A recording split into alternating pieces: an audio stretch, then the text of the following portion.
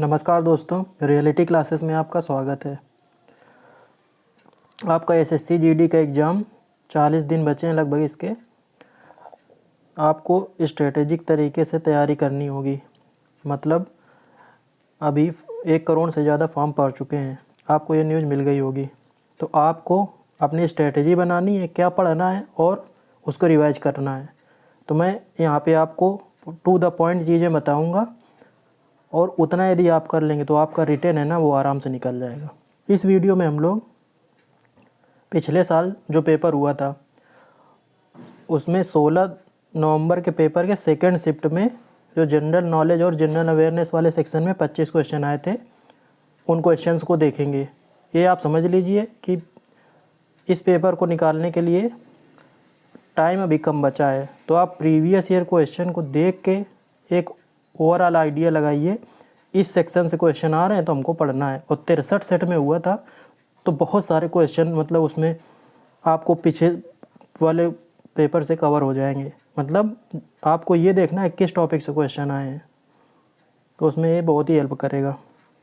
पहला क्वेश्चन देखते हैं। तो ऐसा मलिक एक भारतीय डैश खिलाड़ी हैं। पिछली बार इस तरह का क्वेश्चन मतलब डैश करके दे दिया है, तो क्वेश्चन न पूछ के फिल इन द ब्लैंक्स जो है उसमें क्या भरना है। सभी शिफ्ट में एक क्वेश्चन तो आया ही है फेमस जो प्लेयर्स हैं उनसे। तो जो तैसा मलिक हैं वो गोल्फ से संबंधित हैं, तो आपको फेमस पर्सनैलिटीज़ के नाम याद रखने हैं और प्लेयर्स के नाम याद रखने हैं। और अभी पिछले 1 साल में जिसने भी अलग अलग गेम्स में अच्छा किया है उनके नाम याद रखने हैं। दूसरा क्वेश्चन देखते हैं। निम्न में से कौन सा विकल्प मौर्य साम्राज्य के शासकों के सही कालानुक्रम को दर्शाता है। 4 ऑप्शन दिए गए हैं, तो जो इसका सही आंसर है वो है बी। चंद्रगुप्त मौर्य ने कौटिल्य की सहायता से मौर्य साम्राज्य की स्थापना की थी। तो चंद्रगुप्त मौर्य और चंद्रगुप्त एक उसमें भी है गुप्त साम्राज्य में। तो जो मौर्य साम्राज्य है वो काफ़ी पहले था। मतलब आप ये समझ लो कि शुरुआत का जो अपने यहाँ के कुछ साम्राज्य हुए उसमें से, तो जो मौर्य साम्राज्य था उसमें पहले शासक थे चंद्रगुप्त मौर्य, फिर उनके पुत्र बने बिंदुसार और बिंबिसार में कंफ्यूज नहीं होना है। जो बिंबिसार हैं वो हर्यक वंश के थे, बिंदुसार के पुत्र थे अशोक, और जो अंतिम शासक थे वो थे बृहद्रथ। तो जो गुप्त नहीं मौर्य साम्राज्य के अंतिम शासक थे वो थे बृहद्रथ। ये भी याद रखना है, क्रम भी याद रखना है। अगला क्वेश्चन है तीसरा, ला लीगा खिताब से संबंधित है। तो ये खिताब है ना फुटबॉल से संबंधित है। अभी फीफा वर्ल्ड कप चल रहा है, आपको अलग अलग जो खेल हैं उनके प्रमुख जो आयोजन है उनको याद रखना है। मुझे जो टाइम मिलेगा उसमें आपको इस पे हो सकता है एक वीडियो में बना के दे दूं। मतलब जितना मेरे पास टाइम है मैं आपको मेन जो टॉपिक है उन पे अलग से वीडियो बनाऊंगा। क्वेश्चंस बहुत ही ज़रूरी हैं, उससे आपको पता लगेगा कि जो क्वेश्चंस है वो कहाँ से पूछे गए थे पिछले साल। बस आप पिछले साल के 63 सेट यदि देख लेंगे उतने से आपका काम हो जाएगा। बस आपके पास टाइम कम है, टॉपिक वाइज पढ़िए और रिवीजन कीजिए। चौथा क्वेश्चन है, उत्तर प्रदेश की कैबिनेट ने खालिस्तान के एक प्राणी उद्यान का नाम स्वतंत्रता सेनानी और क्रांतिकारी अशफाक उल्लाह खां के नाम पर रखने के प्रस्ताव को मंजूरी दी है। जो अशफाक उल्लाह खान है ना, ये HRA हिंदुस्तान रिपब्लिकन एसोसिएशन से संबंधित थे। जो काकोरी कांड था ना उसमें इनका नाम आया था और इनको फांसी दी गई थी इलाहाबाद में नहीं, गोरखपुर में। तो जो प्राणी उद्यान का नाम है ना वो गोरखपुर में जो एक प्राणी उद्यान का नाम, प्राणी उद्यान मतलब जू आप समझ लीजिए। तो उत्तर प्रदेश की कैबिनेट ने उसका नाम इनके मतलब अशफाक उल्लाह खान के नाम पे रखने का घोषणा की है। ये भी क्वेश्चन आता है कि अशफाक उल्लाह खान को कहाँ फांसी दी गई थी, तो आपको याद रखना है गोरखपुर में दी गई थी। अगला क्वेश्चन है, जुलाई 2019 में wing suit sky drive jump करने वाले प्रथम भारतीय वायुसेना पायलट का नाम क्या है। देखिए करंट का क्वेश्चन है ये, पेपर आपका हुआ था दिसंबर और नवंबर में 2021 में, और ये क्वेश्चन कहाँ का है, जुलाई 2019 का। आप ये समझ लीजिए 1.5 साल पहले तक का क्वेश्चन पूछा है। तो आप इसमें इस साल का जो SSC GD का एग्ज़ाम है, कम से कम आप 1.5 साल के कवर करिए। और बहुत सारे क्वेश्चन है ना 1.5 साल से 1 साल के बीच के पूछे गए हैं। तो देखिए मुझे टाइम मिलेगा तो मैं अभी का मतलब 2022 का तो अभी तक का मैंने करंट अफेयर्स करा ही दिया है, और अभी नवंबर का बचा है, मैं आगे कराऊंगा ही मतलब। लेकिन इसमें लेटेस्ट इतना आने के चांस कम है। आप ये समझ लीजिए कि 1 साल के आसपास की जो घटनाएं हैं और 1 साल से 1.5 साल तक की, उनमें ज़्यादा फोकस कीजिए। जो इसका आंसर है वो है ए, तरुण चौधरी। तो जो प्रथम भारतीय वायुसेना पायलट जो wing suit sky dive jump किए थे वो थे तरुण चौधरी। 6वां, निम्नलिखित में से कौन सा जंतु अपनी त्वचा द्वारा श्वसन करता है। विज्ञान का क्वेश्चन है, इसका सही आंसर है मेढक। 7वां क्वेश्चन है, होजेनक्कल किस राज्य में स्थित है। ये देखो फाल लिखा है ना यहाँ पे, मतलब जलप्रपात। जलप्रपात मतलब झरना। तो झरने से भी क्वेश्चन आया है। तो भारत के जो इम्पोर्टेंट जलप्रपात हैं उनको आपको देखना है। इसका आंसर जो है वो है डी, ये है तमिलनाडु में। 8वां क्वेश्चन है, 1857 तक भारत के मुगल सम्राटों का लगभग 200 वर्षों का निवास स्थान रह चुका था। मतलब 1857 58 में, मतलब ये समझ लीजिए कि मुगल काल का अंत ही समझा जाता है, जब महारानी विक्टोरिया घोषणा पत्र आया था। बहादुर शाह जो जफर थे वो अंतिम मुगल शासक माने जाते हैं। तो जब लगभग 200 वर्षों का शासन रहा है, तो मुगल सम्राटों का लगभग 200 वर्षों तक निवास स्थान की बात कह रहा है कि लगभग 200 सालों तक निवास कौन सा रहा। तो इसमें आपका लाल किला और आगरा के किला में कन्फ्यूजन हो सकता है, लेकिन इसका जो सही आंसर है वो है डी। तो जो लाल किला है ना, वो दिल्ली वाले लाल किले की बात हो रही है। तो दिल्ली का लाल किला की स्थापना की थी, मतलब बनवाया था शाहजहां ने।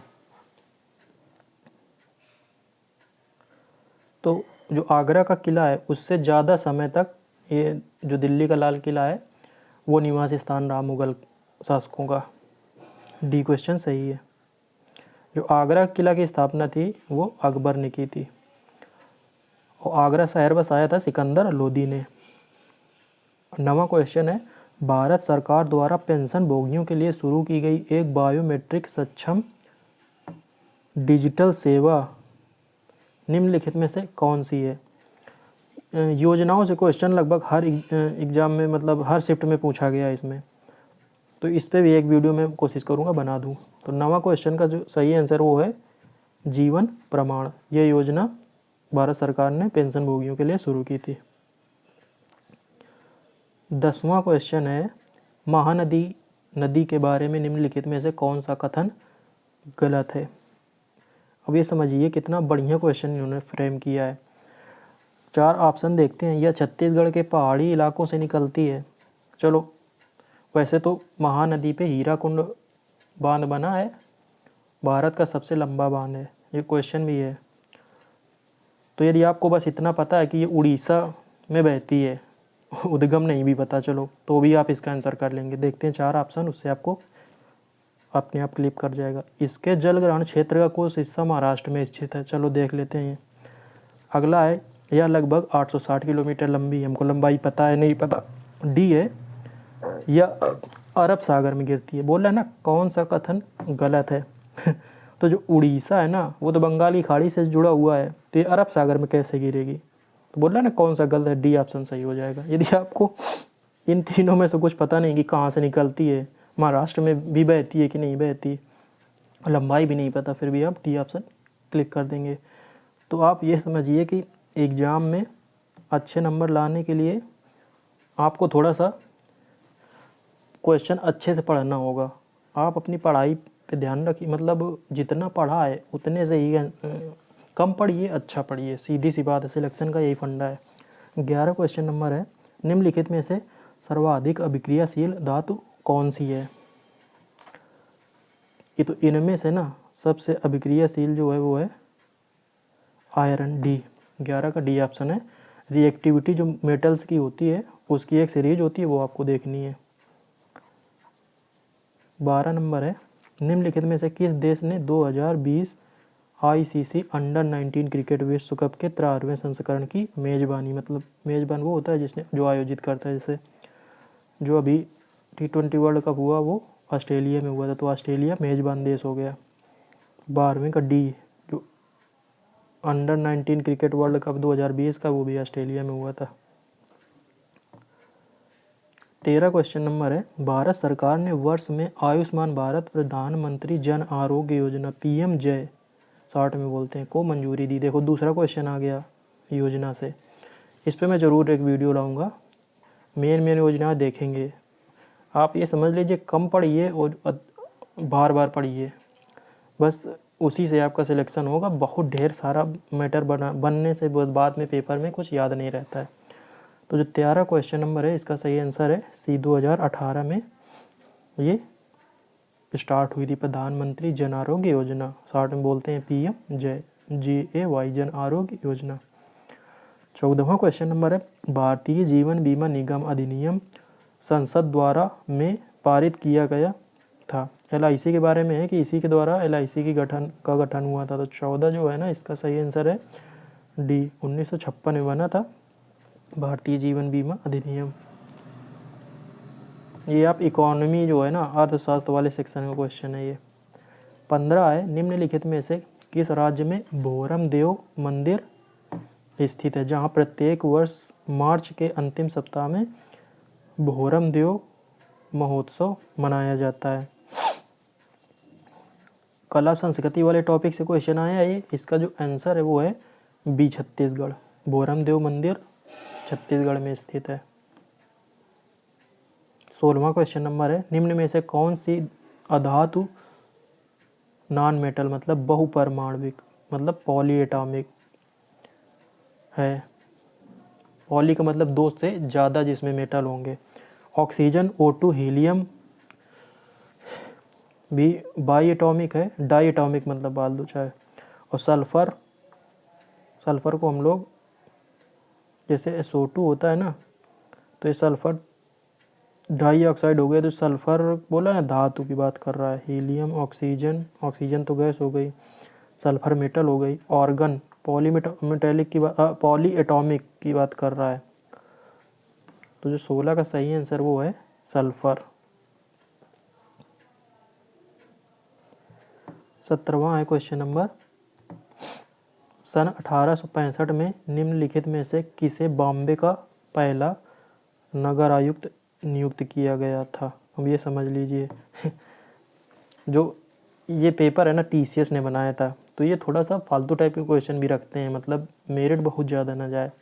तो बस आप ये देख लीजिए कि बॉम्बे के जो पहले नगर आयुक्त बने थे 1865 में, वो थे आर्थर क्रॉफर्ड। पहला आंसर इसका सही है। अभी ऐसे क्वेश्चन के चक्कर में हम पूरी दुनिया नहीं खंगालेंगे। पढ़ना हमको इम्पोर्टेंट ही है, जो नए क्वेश्चन आ जाएंगे उनको ऐड करते जाएंगे। 30 अक्टूबर 2020 को जम्मू और कश्मीर के राज्य चुनाव आयुक्त, अब ये देखो अक्टूबर 2020 का है, फिर भी ये भी देखो 1 साल से ज़्यादा पहले का करंट है। ये किसे नियुक्त किया गया था? तो ये केवल कुमार शर्मा को नियुक्त किया गया था। ए ऑप्शन इसका सही है। करंट बहुत ही इम्पोर्टेंट है और आप 1.5 साल तक का लगभग करंट तैयार कीजिए। मतलब आपका जनवरी 2023 में एग्ज़ाम है, 10 जनवरी से शुरू हो रहा है, तो आप ये समझ लीजिए कि जुलाई 2021 यहाँ से आपको कवर करना है। और जुलाई 2021 से 1 साल तक का, जुलाई 2022 तक का आप करंट अच्छे से तैयार कीजिए।